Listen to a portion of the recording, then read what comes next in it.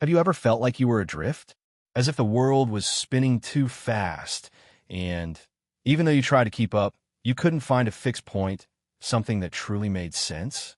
If you've ever felt this way, know that you're not alone. This feeling of emptiness, of lost meaning, is one of the most human experiences that exist. And it is precisely at this point that Stoicism can emerge as a lighthouse in the darkness. Stoicism is not a religion, nor a doctrine that imposes absolute truths. It is, above all, an invitation to reflection, a philosophy of life born in ancient Greece that remains incredibly relevant today. When Zeno of Citium founded this philosophical school around the 3rd century BC, he wasn't concerned with temples or dogmas. He was concerned with an essential question: how to live well, even in the midst of pain, loss, and uncertainty. Stoicism teaches us that there are two main categories in life: the things that are under our control and those that are not.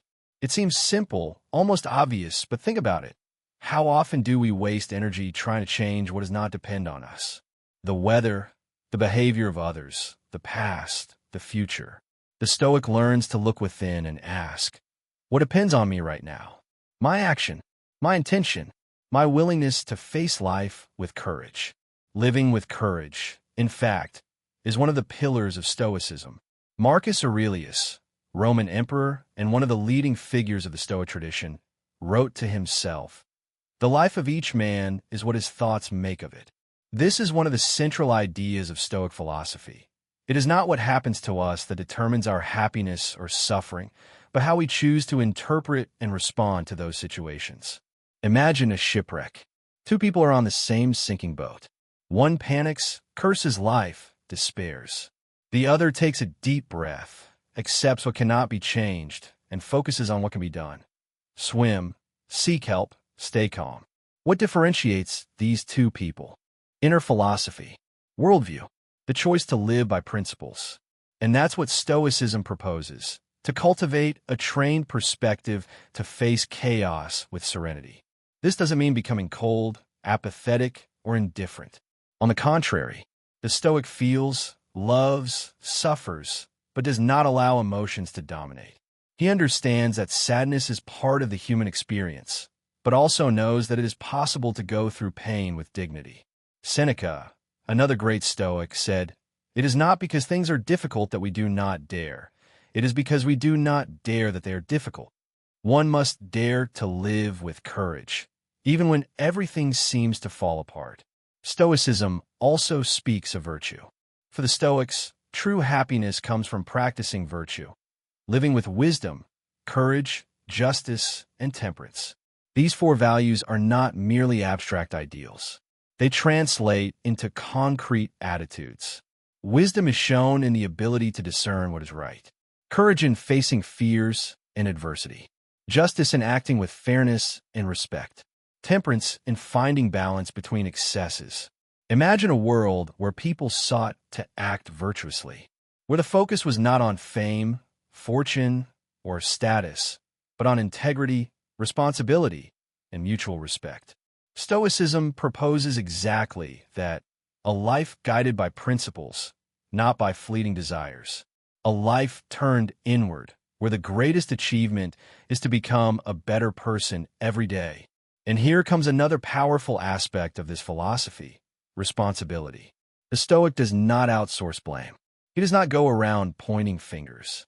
He asks himself, what can I do? How can I improve? This doesn't mean blaming oneself for everything, but assuming the role one plays in shaping their own life. Freedom, for the Stoics, is inseparable from responsibility. To be free is to choose to live with purpose. Perhaps you're asking yourself, how can I apply this in daily life? The answer is simple and profound. Start small. Upon waking, reflect on what is within your reach that day. In the face of an argument, choose to listen before reacting.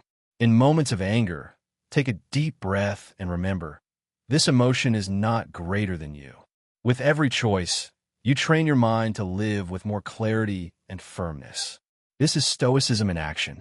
The Stoics practiced something called premeditation of evils, an anticipatory reflection on the challenges that could arise. not to foster fear, but to strengthen preparation. What if I lose my job? What if I fall ill? What if someone I love passes away? By contemplating these possibilities, the Stoic prepares emotionally not to be caught off guard. He learns to value the present even more, because he understands that everything is temporary. Stoicism is also an antidote to anxiety. We live in an era of information overload, unrealistic expectations, and constant comparisons. We want to control everything, predict everything, please everyone. This is simply impossible. The Stoic invites us to let go of the illusion of control and focus on what is real: our actions, our values, our presence. When you understand that you don't need to control everything to be at peace, a feeling of lightness begins to emerge. And that lightness is powerful. It is not apathy. It is wisdom. It is understanding that the world is uncertain, that pain is part of life, but that it is possible to go through it all with a steady mind and a peaceful heart. This is the true strength that Stoicism teaches, and that strength is within everyone's reach. You don't need wealth, status, or luck. You only need the willingness to look within and begin.